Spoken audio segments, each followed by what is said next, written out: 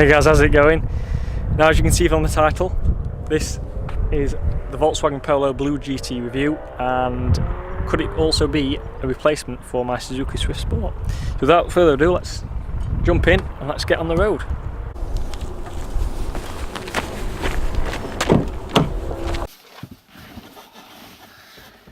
So then, the Polo Blue GT. So, get this thing. If I can get the aircon on, because it is a pretty warm day today. So yes, let's go this way.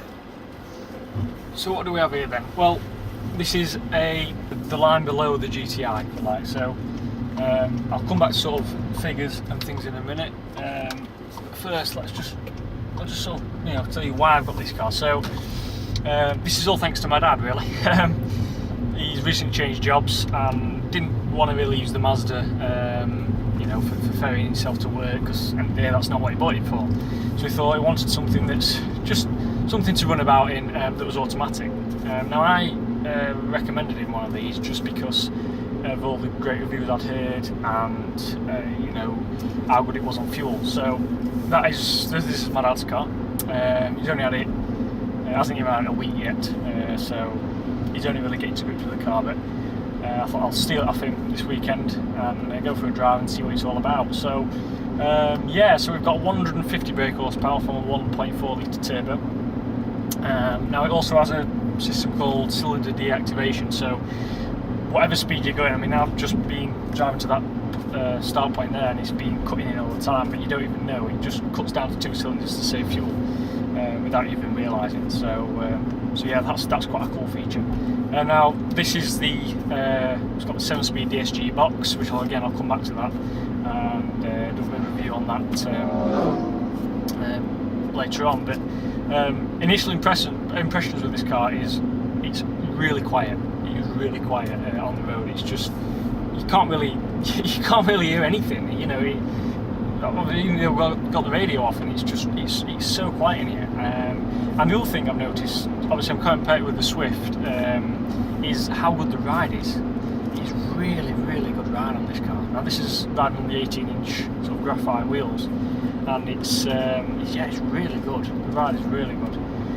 So I'm actually on the Stringer at the minute, because as well as this car being very good on fuel and practical and everything that my dad wants it to be, it's also a lot of fun when you push it on a decent bit of road. So in fact, let's get it out of the manual box. So the DSG box then, and this is the first car I've driven that's got a DSG box. I have driven other automatics, but this is the first car I've driven with the DSG box, and it is extremely good. It's really quick in manual mode that I'm in now.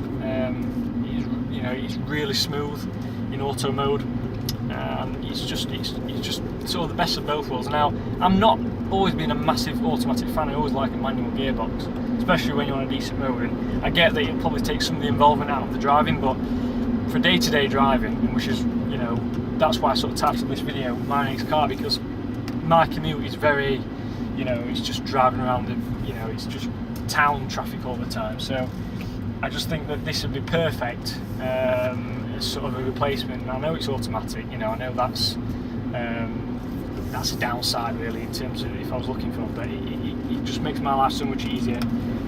My commute is awful, it really is. So it would, like I say, it would make my life so much easier just to have that automatic, just to cruise about in the city is perfect really. So unfortunately we've got a bit of traffic ahead. It's sort of Saturday afternoon is what you get. But I've got the eco thing on that. You just don't know. There's no sound. There's nothing. There's no hesitation. It's just so seamless. So I know they are quite rare. You don't see many of these about actually. And not really many people know what they are. The only real giveaway is sort of the twin exhaust at the back. But then again, it hasn't really got the GTI styling, so people think, well, what is it? Yeah, it's really, really impressed with this car, and obviously the interior quality is quite a few levels above the Swift. Obviously German, you expect that, but yeah, the quality in here is really good for it. And say it's only a Polo, you know, we're not talking sort of your premium saloon, but even your you know, sort of your lower levels like Polo, and even the up, is the interior qualities of Volkswagen's always been really good. So I'll just pop it back into drive because nothing's really happening at the minute. But yeah, I mean, this has got all the kit on it as well. That's another reason that I've been looking at these on Auto Trader quite a bit and what have you. But this is one of the another reason I looked is the amount of spec this car's got on. So we've got cruise control, we've got Bluetooth, DAB, all the usual sort of kit. The other thing this car's missing is the sat nav. But apart from that, it's pretty much, you know, it's got everything. It's got a lot really automatic lights and things like that.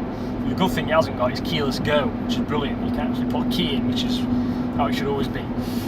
So put it back into manual. I'm hoping, oh, he's turning off, so we've got a bit of a straight just drop it very slightly.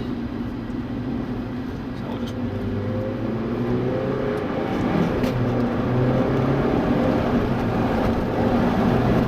just 60 already. I'll tell you what, I mean, 0 to 60 on this car's claimed 7.8 seconds, and yeah, definitely, it definitely feels a lot quicker than the Swift.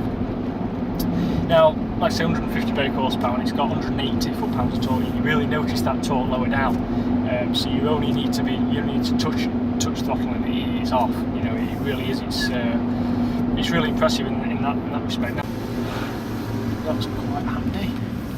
It's a little bit narrow around here.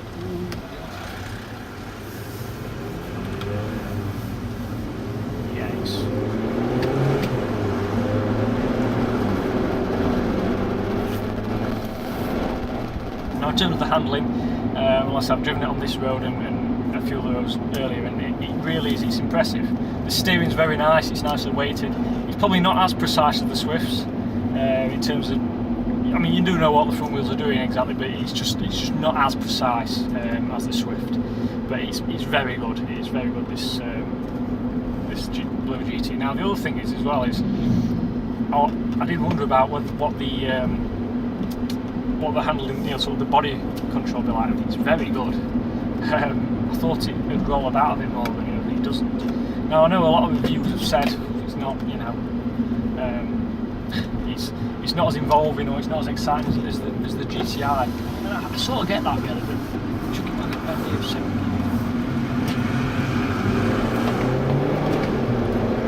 It picks up really well.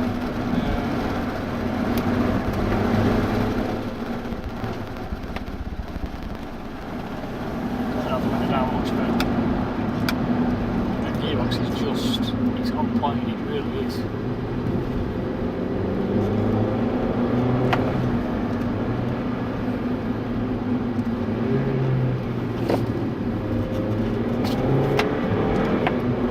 Yeah, it picks up really well.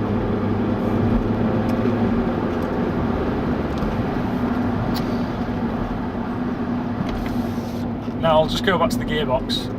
Now I've been in a lot of cars that's got the 8-speed ZF gearbox, and that's very good. And I know a lot of cars are now moving to the conventional autos because of how good they've become.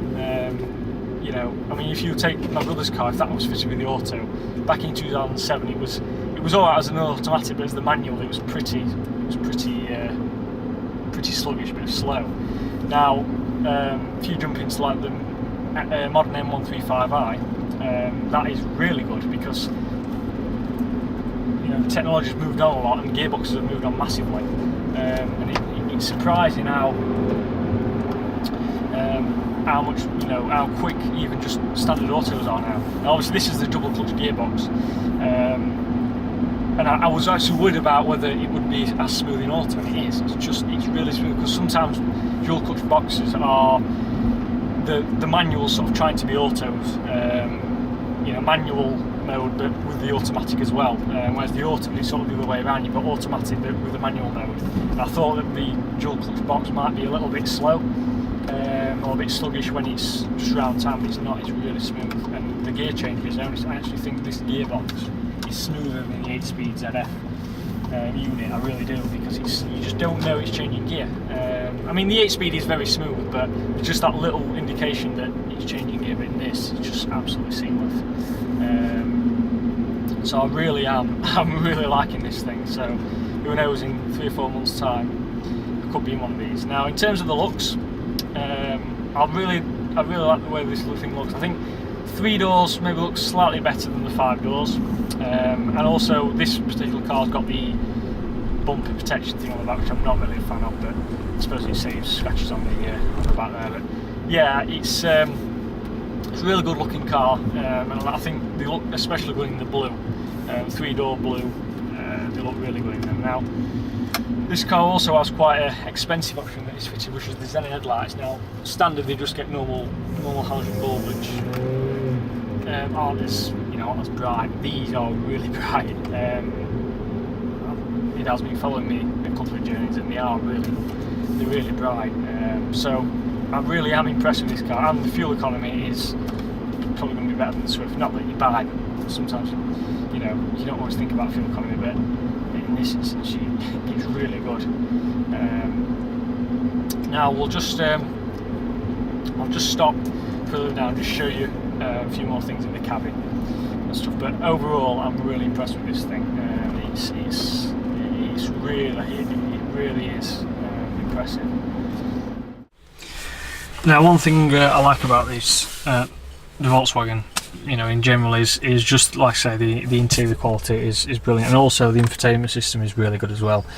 So obviously we've got the usual things: radio, USB, your CD thing in there, SD card, all the usual sort of kit you get with them, and it's really good. Now the other thing is, obviously we've got cruise control,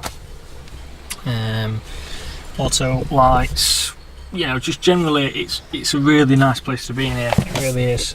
Obviously we've got D over to down to S, over to manual mode. Now these seats, at first I wasn't a fan of these because they're like they've got sort of blue suede on, but it's actually it's all Alcantara, and it's all right. I don't actually mind them.